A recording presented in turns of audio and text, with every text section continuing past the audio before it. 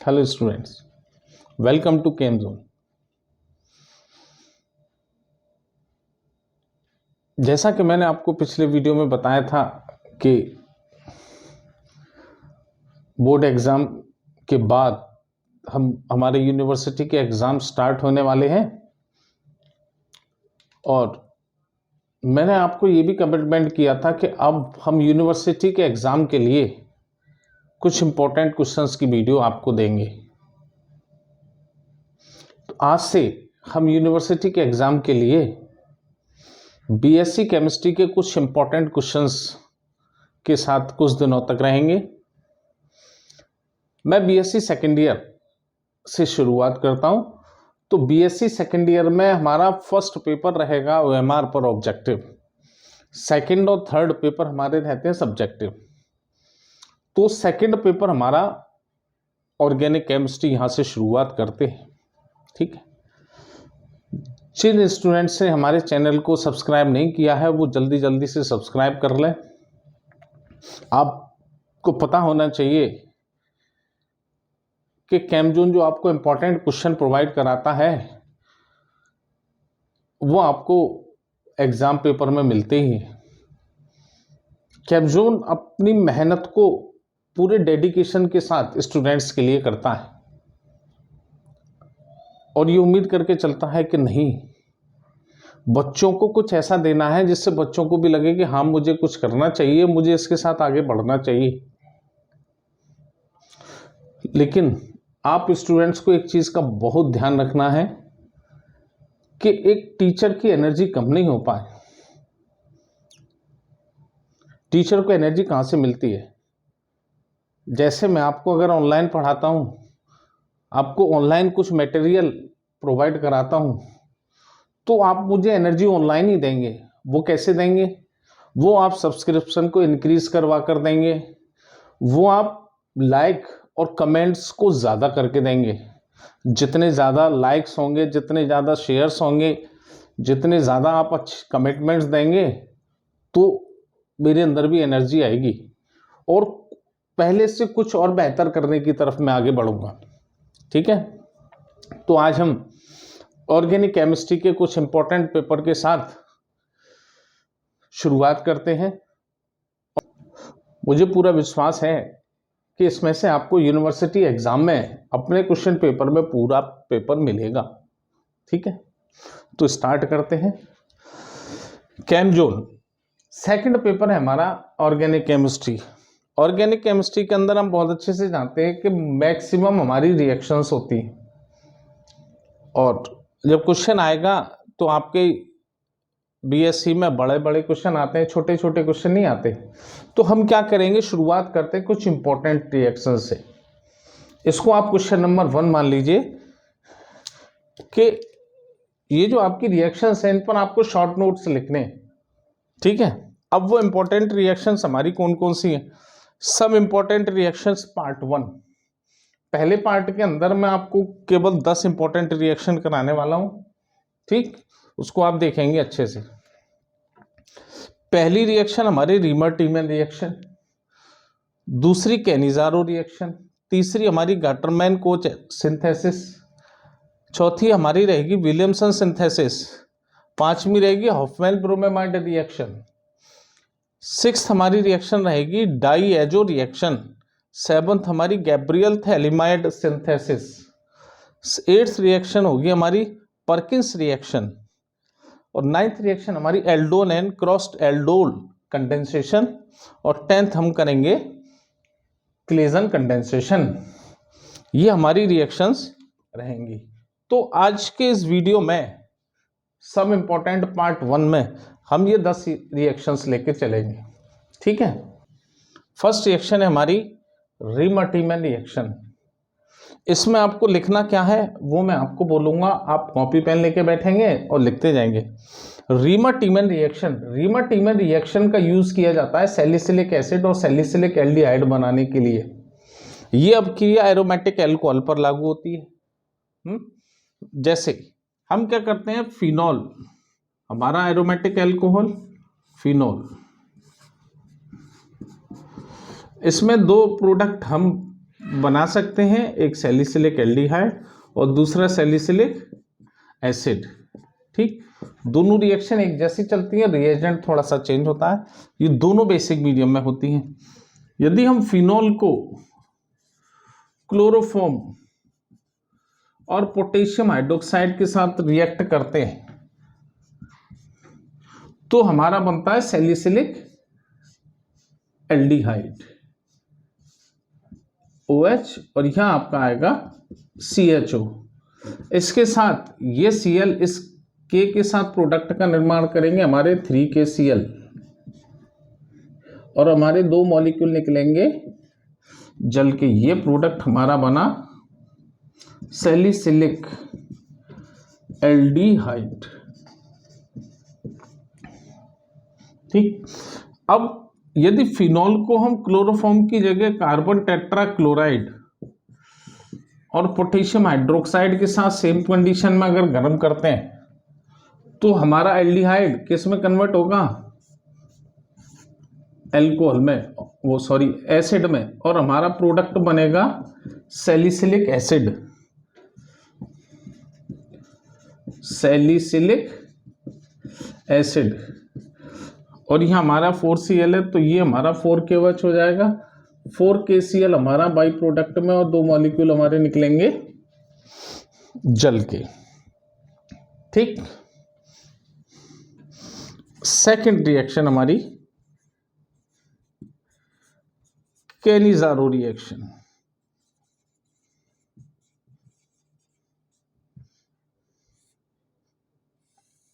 Cannizzaro, अब Cannizzaro reaction, सबसे पहली बात यह है कि कैनिज़ारो रिएक्शन हमारी लागू किस पर होगी। तो आप ध्यान रखिए कि कैनिज़ारो केवल उन एल्डिहाइड पर लागू होती है जिनमें अल्फा हाइड्रोजन नहीं होता है। अल्फा हाइड्रोजन का मतलब जिनमें एल्काइल नहीं होगा। जैसे हमारे पास दो है फॉर्मल्डिहाइड HCHO और CH3CHO, ये हमारा फॉर्मल्डिहाइड, ये हमारा एसिटल्डिहाइड।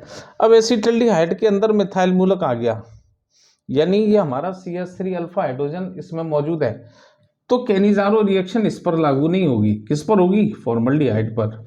क्लियर है? तो कैनिज़ारो अपक्रिया तो आप लिखेंगे कैसे? यह अपक्रिया ऐसे एल्डिहाइड पर लागू होती है जिन पर अल्फा हाइड्रोजन नहीं होता है। ठीक है, अब ये एलिफेटिक एरोमेटिक दोनों तरह के एल्डिहाइड पे लागू होगी। इस अपक्रिया के अंदर हम करते क्या है? एल्डिहाइड को सोडियम हाइड्रोक्साइड के साथ गर्म करते हैं, तो एक अणु हमारा एल्कोहल में और एक हमारा कार्बोक्सिलिक एसिड के सोडियम सॉल्ट में टूट जाता है। इसका बेसिकली यूज किया जाता है एल्कोहल निर्माण के लिए, एल्डिहाइड से एल्कोहल के फॉर्मेशन में।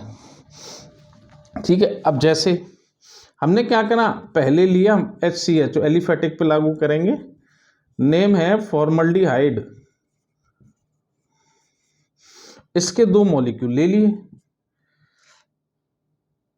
इसकी रिएक्शन कराई हमने NaOH के साथ।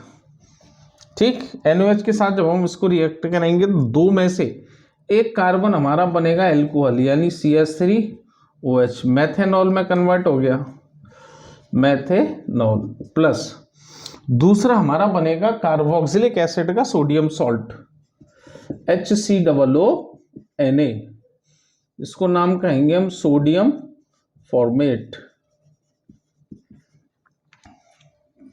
ठीक है, अब ये अपक्रिया हमारी एरोमेटिक एल्डिहाइड पर भी लागू होगी, यानी CHO, ये हमारा बेंजल्डिहाइड, बेंजल्डिहाइड।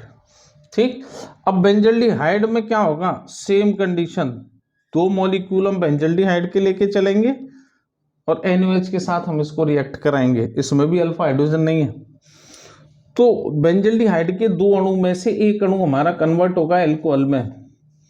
अब ये कार्बन कैरी कर रहा है तो कार्बन के साथ ही एल्कोहल बनाएगा, और एक अणु हमारा कन्वर्ट होगा किसमें? सोडियम लवण में, COONA। ठीक, तो ये हमारा बनेगा बेंजिल एल्कोहल, और ये बनेगा हमारा सोडियम बेंजोएट, सोडियम बेंजोएट। अब यहां पर जब हम कैनिजारो की बात करेंगे तो यहीं पर आपको क्रॉस कैनिजारो भी मिलेगी। अब क्रॉस कैनिजारो से क्या मतलब है, हमने यहाँ दो अणु लिए, दोनों ही फॉर्मल्डिहाइड के लिए, यहाँ हमने दो अणु लिए, दोनों ही बेंजल्डिहाइड के लिए। अगर हम एक अणु फॉर्मल्डिहाइड और एक अणु बेंजल्डिहाइड ले लें तो वो क्रॉस कैनिजारो बन जाएगी। ये क्लियर है? देखो यही कर लेते हैं हम। अब हम यहाँ क्या करते हैं कि ये अणु हमने क्या करा, इसकी रिएक्शन करा दी, एक बेंजल्डिहाइड ले लिया, एक ले लिया HCHO फॉर्मल्डिहाइड। ठीक, तो ये बेंजल्डिहाइड वाला हमारा कन्वर्ट हो जाएगा CH2OH में, और ये जो फॉर्मल्डिहाइड वाला है ये कन्वर्ट होगा सोडियम सॉल्ट में, यानी HCOONA में। ठीक, ये रिएक्शन हमारी जो कहलाएगी, ये कहलाएगी crossed Cannizzaro reaction, Cannizzaro reaction. ठीक है, क्लियर है? नेक्स्ट अब क्रिया है हमारी विलियमसन सिंथेसिस। विलियमसन सिंथेसिस का यूज हम कहाँ करते हैं? विलियमसन सिंथेसिस यूज की जाती है ईथर के फॉर्मेशन में। ईथर है, आप ऐसे ही लिखेंगे, इस अपक्रिया का प्रयोग ईथर के निर्माण में किया जाता है, ईथर के बनाने में किया जाता है। अब इसको बनाते कैसे हैं? हम क्या करते हैं, एल्कोक्साइड, कोई भी एल्कोक्साइड लेते हैं, जैसे RONA, sodium alkoxide, sodium alkoxide, इसको हम रिएक्ट कराते हैं एल्काइल हैलाइड से, RX, एल्काइल हैलाइड से रिएक्ट कराते हैं। ठीक, तो क्या होगा, ये Na और ये X, ये as a by product format करेगा सोडियम हैलाइड को, और ये R हमारा लिंक होगा इसके साथ, बनाएगा ये ईथर। ये हमारा ईथर का फॉर्मेशन होता है। ठीक, ये विलियमसन सिंथेसिस है। R की जगह हम कुछ भी ले सकते हैं। फॉर एग्जांपल हम लेके चलते हैं C2H5ONA, इसका नाम होगा आपका सोडियम एथोक्साइड है, और यहां पर हमने ले लिया C2H5I इथाइल आयोडाइड। तो क्या हुआ, Na किसको लेके गया, हैलाइड को, I को, तो यहाँ एज ए बाई प्रोडक्ट आया आपका सोडियम आयोडाइड, और C2H5 इस O की वैलेंसी को पूरा करके और ईथर का निर्माण करता है। ये हमारा बना डाईथाइल ईथर। ठीक, नेक्स्ट रिएक्शन है हमारी गाटरमैन कोच एल्डिहाइड संश्लेषण सिंथेसिस। अब गाटरमैन कोच एल्डिहाइड सिंथेसिस जो होती है वो किसके लिए होती है? इसका काम होता है बेंजीन के अंदर एल्डिहाइड को एंटर कराना, एरोमेटिक बेंजीन के अंदर। अब इसमें हम करते क्या है, हम एरोमेटिक बेंजीन को लेते हैं, ये हमारी बेंजीन, ठीक, इसको रिएक्ट कराते हैं कार्बन मोनोऑक्साइड और HCl गैस के मिश्रण के साथ। ठीक, और ये इसमें हम रखेंगे एनहाइड्रस AlCl3, एल्यूमिनियम क्लोराइड की वजह से रखेंगे। तो बेंजीन के अंदर एल्डिहाइड हमारा ग्रुप एंटर करता है CHO, और हाइड्रोजन क्लोराइड गैस हमारी निकलेगी, ये बनता है हमारा बेंजल्डिहाइड, बेंजल्डिहाइड। ये हमारी गाटरमैन कोच एल्डिहाइड रिएक्शन। ठीक, नेक्स्ट हमारी रिएक्शन है Hofmann bromamide reaction, bromamide reaction.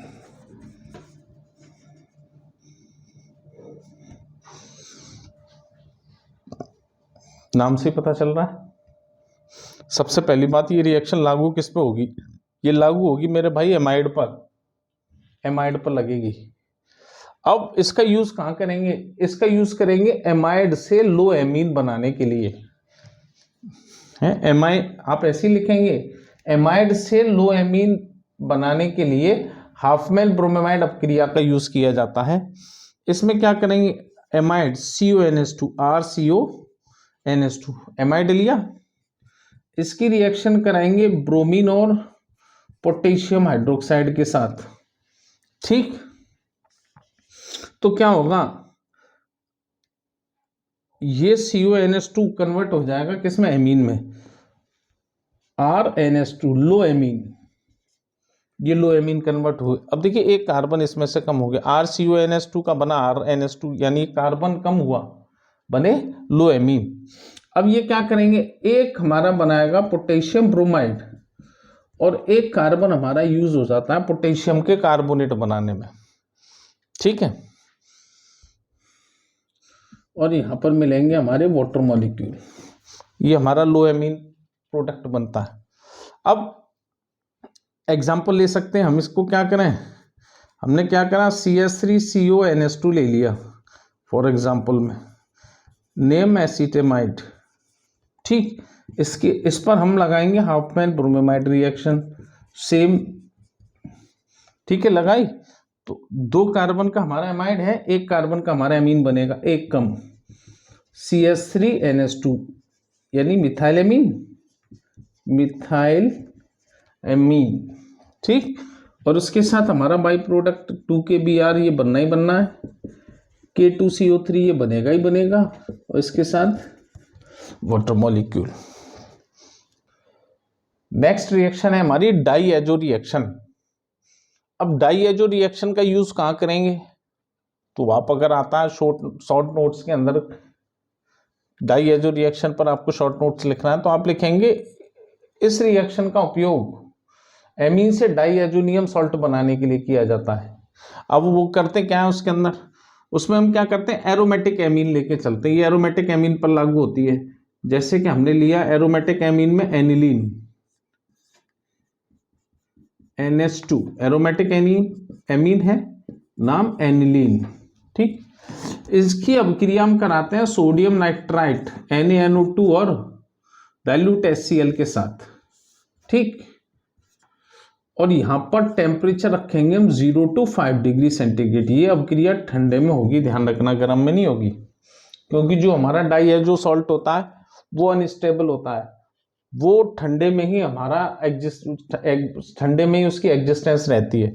जैसे ही वो थोड़ा सा टेम्परेचर ऊपर हुआ, वो खुद ब खुद कन्वर्ट हो जाता है और अपनी एग्जिस्टेंस खो देता है।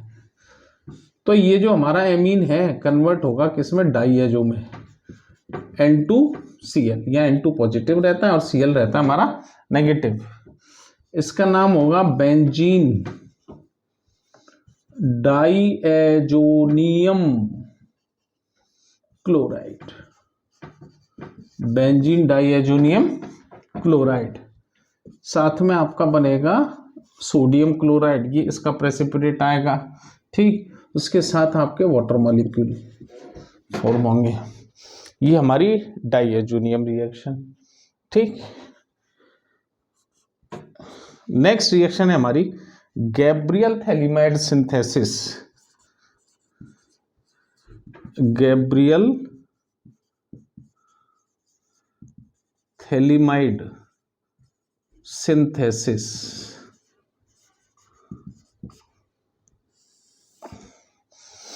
अब गैब्रियल थैलीमाइड सिंथेसिस का यूज कहां करेंगे, इसका यूज करते हैं हम प्राइमरी एमीन बनाने में। इंपॉर्टेंट रिएक्शन है आने की संभावना ज्यादा है, तो इसका यूज करेंगे हम प्राइमरी एमीन बनाने में, किससे, थैलिक एनहाइड्राइड से। थैलिक एनहाइड्राइड से इसका यूज करेंगे, या हम कह सकते हैं थैलामाइड से कर सकते हैं, थैलामाइड से हम इसका यूज करेंगे। इसमें क्या करते हैं हम, ये ध्यान से समझिएगा, ये हमारा बेंजीन CCO और यहां हम लेके चलेंगे थैलामाइड NH। ठीक,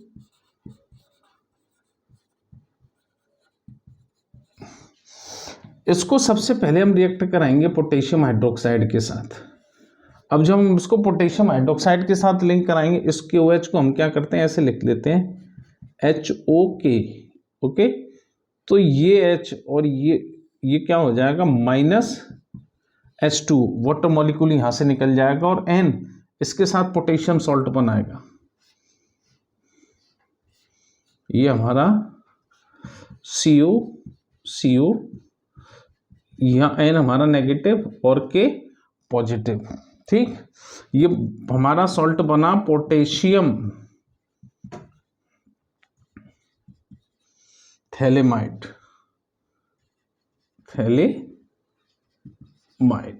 अब पोटेशियम थैलेमाइड बन गया।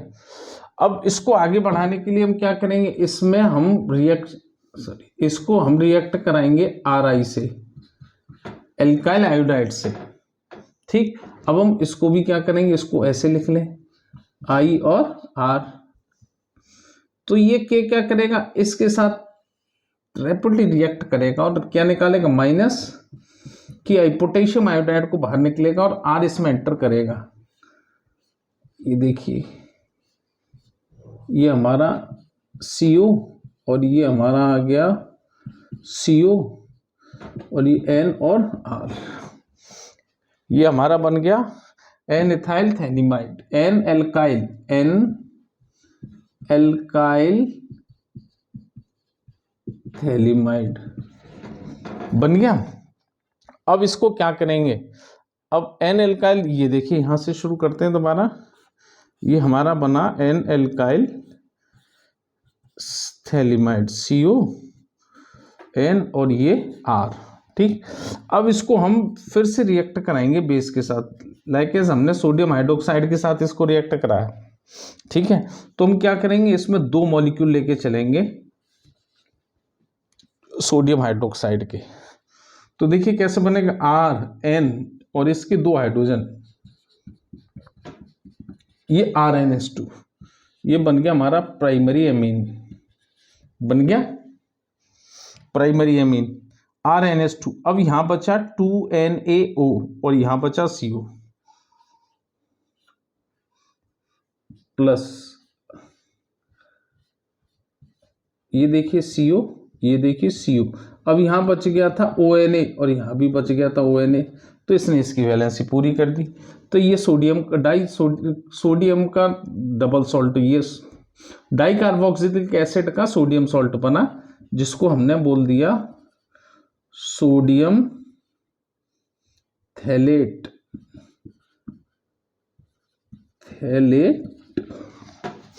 ये हमारी गैब्रियल सिंथेसिस होती है। नेक्स्ट रिएक्शन है हमारी पर्किंस रिएक्शन।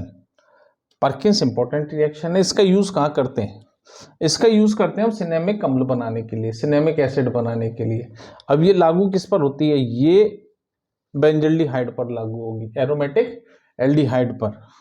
इसमें करते क्या है हम, एरोमेटिक एल्डिहाइड बेंजल्डिहाइड को रिएक्ट कराते हैं हम एनहाइड्राइड से। हमने लिया एसिटिक एनहाइड्राइड, ये हमारा बेंजल्डिहाइड, नाम लिख देते हैं बेंजल्डिहाइड, और ये हमारा एसिटिक एनहाइड्राइड,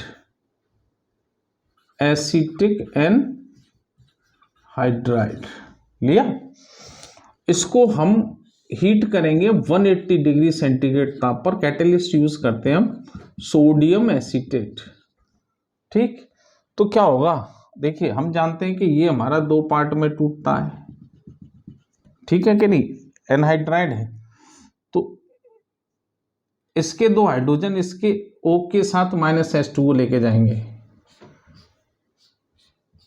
ये देखिए यहां आ गया CH ऑक्सीजन, यहां से 2 हाइड्रोजन गए तो ये डबल बॉन्ड CH आ गया, यहां से आ गया आपका C+O ये प्लस, इसके साथ क्या आया CH3CO इधर हो गया। यहां से जो H2 हमारा निकला था उसमें से H इधर और OH इधर, ऐसे करके हमारा कंप्लीट होगा। ये बनेगा हमारा सिनेमिक एसिड, और एसिटिक एसिड हमारा एज अ बाई प्रोडक्ट निकलता है।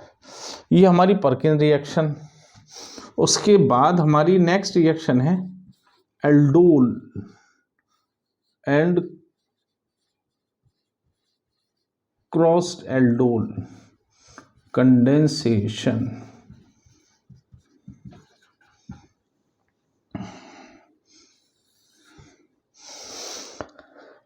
एल्डोल, एल्डोल हमारी कार्बोनिल पर लागू होती है, कार्बोनिल यानी एल्डिहाइड और कीटोन्स पर लागू होती है।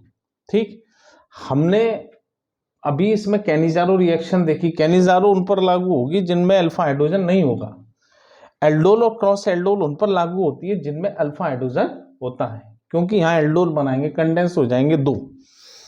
अब यानी कि फॉर्मल्डिहाइड पर ये लागू नहीं होगी, ये एसिटल्डिहाइड पर लागू होगी। तो देखिए CH3CHO, ये हमारा एसिटल्डिहाइड, इसमें दो अणु, अब इसको हमने क्या करा, CH3 को लिख दिया HCH2 और ये CHO, डाइल्यूट NaOH के साथ हम इसको कंडेंस करेंगे।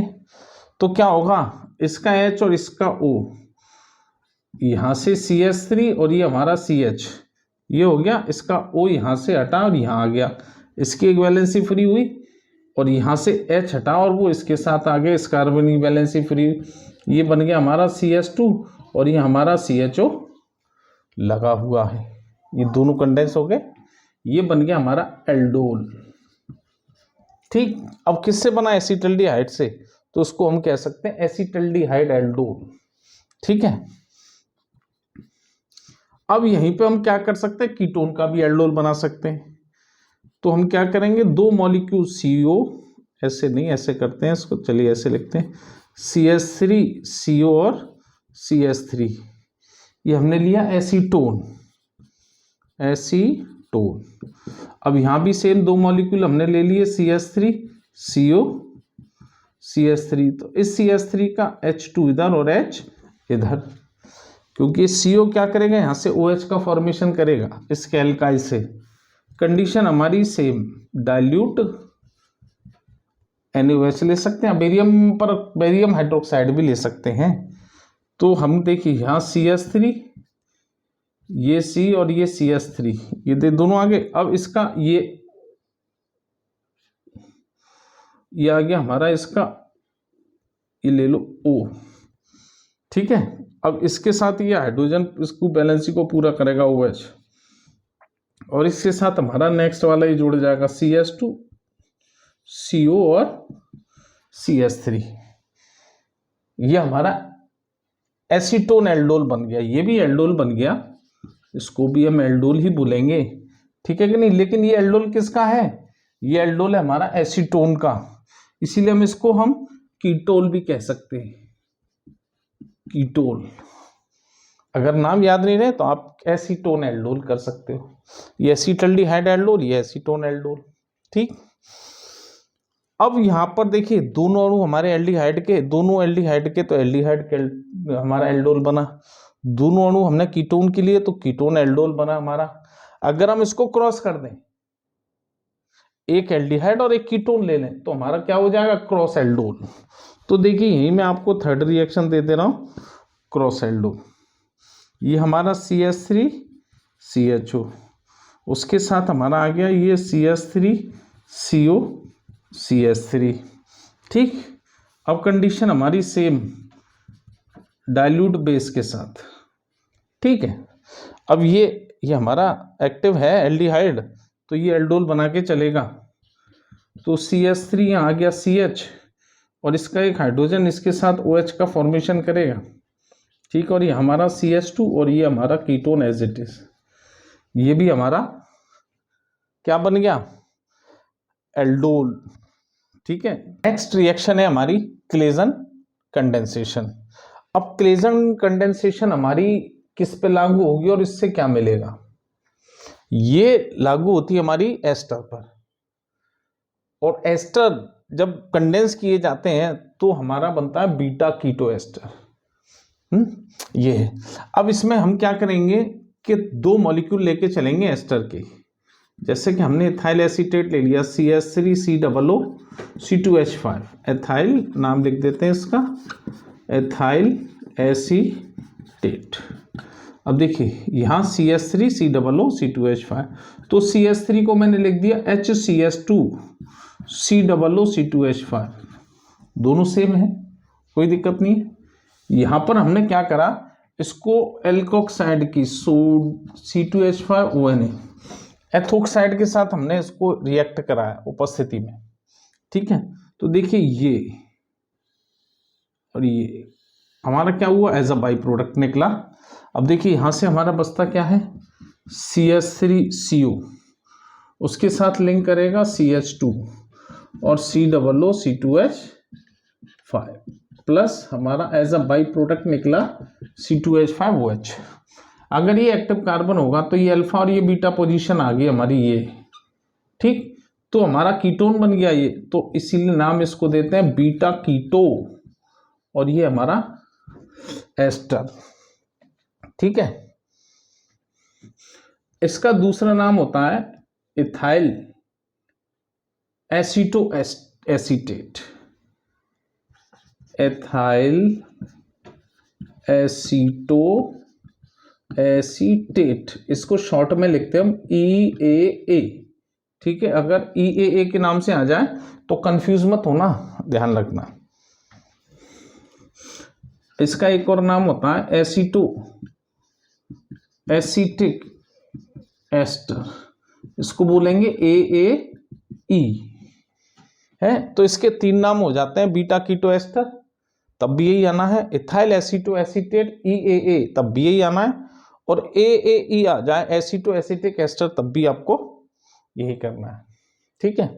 तो पार्ट 1 में हमने आपको 10 रिएक्शन दी, ठीक है। कल मैं आपको पार्ट 2 कि मैं कुछ अभिक्रियाएं और दूंगा,